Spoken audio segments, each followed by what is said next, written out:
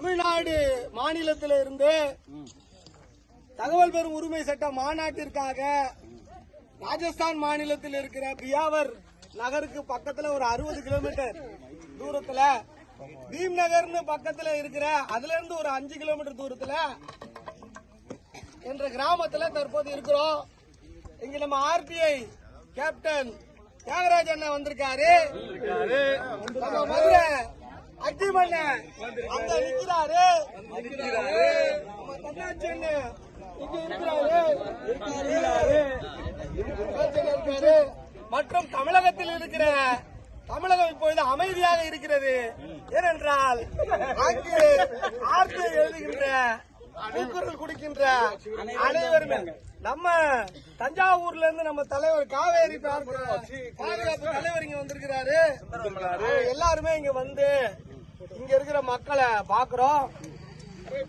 ரொம்ப அருமையா, அதாவது உண்மையாகவே இங்க 100 நாள் வேலையில நாங்க வந்த ஒரு 2 கிலோமீட்டர் சாலைய அவங்கதான் போட்டேன்னு சொல்றாங்க. அந்த கைகளுக்கும் அந்த கால்களுக்கும் எங்களுடைய அன்பான பாசமான புத்தகங்களை உழைப்பு தான் நம்மை உருவாக்கும். வாழ்க்கையில 2 மேட்டர் தான் இருக்குது. ஒன்னு லவ் பண்ணணும், இன்னொன்னு உழைக்கணும். ஒன்னு லவ் பண்ணணும், இன்னொன்னு உழைக்கணும். இது 2 இல்லன்னு வைய சோறு இல்ல. இது 2 இல்லன்னா சோறு இல்ல. அதனால வந்து இந்த உழைப்பை நாம வந்து வணங்கணும். இந்த மக்கள் உழைக்கிறார்கள், தனக்கு தேவையானதை அவர்களே நிறைவேற்றிக் கொள்கிறார்கள்.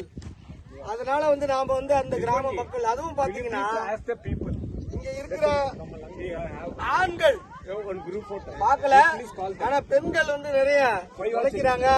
மிக சிறப்பா இருக்கு. ஏற்கனவே இங்க தமிழகத்துல கிராம பஞ்சாயத்துல வேலை பார்க்கிற மக்கள், அப்புறம் ஆர்டிஐல வேலை பார்க்கிற மக்கள் எல்லாம் அவங்க கருத்துக்களை எல்லாம் நிறைய சொல்லுவாங்க.